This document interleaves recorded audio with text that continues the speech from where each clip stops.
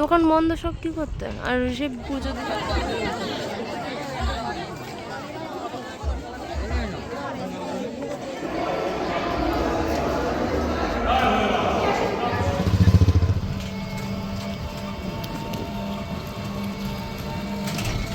আচ্ছা আমাদের পুজো দিতে তার সেরকম একটা ভিড় ছিল না।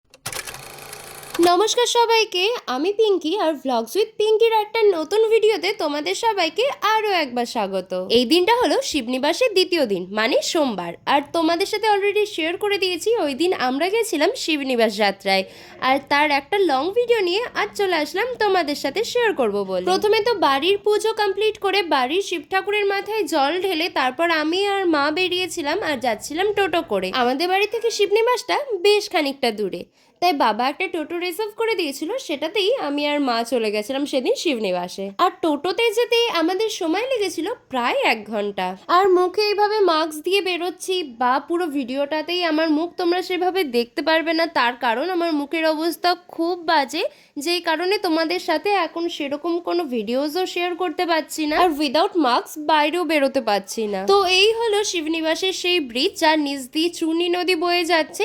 গত 1 ঘন্টা জার্নি করে আমরা শিবনিবাসে পৌঁছে গেছি, আর সেখানে গিয়েই দেখছি বেশ বড় মেলাও বসেছিল সেখানে।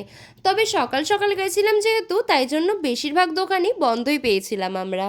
এর আগে আমি কখনো সেইভাবে শিবনিবাস যাইনি, একবার গিয়েছিলাম যদিও, তবে ভোলে বাবার দর্শন না করেই ফিরে আসতে হয়েছিল। আর মার জন্য তো একেবারেই প্রথমবার, তাই আমরা দুজনেই ভীষণ এক্সাইটেড ছিলাম বাবাকে সামনে থেকে দেখার জন্য। এক্সাইটমেন্ট বলবো না কি আমি সত্যিই জানি না, তবে সামনে গিয়ে তো মনটা একেবারে অন্যরকম হয়ে গেল। আর যতটা ভিড় আশা করে গেছিলাম ততটা ভিড় আমরা পাইনি, তাই খুব বেশিক্ষণ লাইনে আমাদের দাঁড়াতে হয়নি। ওই 1 ঘন্টা মতো লাইনে দাঁড়িয়ে আমরা পুজো দিয়ে নিতে পেরেছিলাম। এতদিন গোটা শ্রাবণ মাস জুড়ে সবাইকে দেখেছি নবদ্বীপ থেকে গঙ্গা স্নান করে কাঁধে বাঁক নিয়ে শিবনিবাস যাত্রা করতে, আর আজ নিজে সেখানে পৌঁছাতে পেরে সত্যি মনটা একেবারে শান্ত হয়ে গেল। এশিয়ার দ্বিতীয় বৃহত্তম শিবলিঙ্গ, তার এনার্জি একেবারেই অন্যরকম। সত্যি কথা বলতে মন্দিরের ভেতরে ঢুকে কখন লাইন পেরিয়ে বাবার মাথায় জল ঢেলে বেরিয়ে চলে এসেছি সেই সময়টুকু আর কাউন্ট করতেই পারিনি, যেন চোখের নিমেষেই কেটে গেল সেই সময়টা। তবে এত ভিড় থাকায় বেশিক্ষণ মন্দিরের ভেতর দাঁড়াতে দেয়নি, তাই ভেবেছি ফাঁকায় ফাঁকায় এমনি একদিন বাবার দর্শন করতে যাব। পুজো দেওয়ার পর চরণামৃত নিয়ে বেরিয়েছিলাম, তাই মন্দির থেকে বেরিয়েই আমি আর মা সেই চরণামৃত খেয়েই কিন্তু উপোস ভঙ্গ করলাম। মন্দিরের বাইরে বেরিয়ে দেখি প্রসাদ বিতরণ করা হচ্ছিল, পায়েস ভোগ প্রসাদ, সেটাও নিয়ে নিয়েছি আমার আর মায়ের জন্য। তবে এখন না, টোটোই গিয়ে খাবো, কারণ যে আমাদের নিয়ে গেছিল টোটোই করে তার জন্য নিয়েছিলাম একটা প্রসাদের বাটি। ফেরার সময় আবার মেলার মধ্যে দিয়ে ফিরে আসলাম, তবে দোকান কিন্তু একটাও খোলা পাইনি, সবই বন্ধ। কিন্তু সকাল থেকে আমি আর মা একেবারেই নির্জলা উপোস, তাই মেলার মধ্যে একটা আখের রস বিক্রি হচ্ছিল, তো সেখান থেকে একটু আখের রস খেয়ে নিলাম। তারপর টোটোয় উঠে প্রসাদ খেতে খেতে বাড়ির দিকে রওনা দিলাম।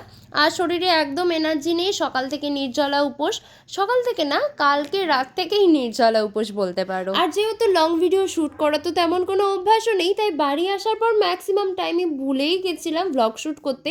যদিও বাড়ি এসেই তো কিছু খেয়ে দিয়ে একেবারে ঘুমিয়েই পড়েছিলাম। সবাইকে দেখি অনেক ছোট ছোট বয়স থেকে শিবরাত্রির উপোস করে, তবে আমার ছোটবেলা থেকে কখনোই কিন্তু শিবরাত্রির উপোস করা হয়নি, এই নিয়ে সেকেন্ড টাইম। তো বাড়ি ফিরেই উপোসের যে খাওয়া দাওয়া মানে সাবু মাখা, সেটাই মা মাখছিল, কারণ খালি পেটে ফল খেতে তো একদম ইচ্ছা করছিল না, তাই ভাবলাম দুপুরে একটু সাবু মাখাই খেয়ে নিই। যদিও উপোসের দিনগুলো এটা কিন্তু অমৃতের মতো স্বাদ লাগে। আর রাতের জন্য মা করেছিল সাবুরই একটা রেসিপি, যেটা ইউটিউব থেকে মা রিসেন্ট দেখেছে, আর খেতে জাস্ট দারুণ ছিল, সাবুর খিচুড়ি। তো চলো আজকের মতো আসি, দেখা হচ্ছে পরের ভিডিওতে, টাটা।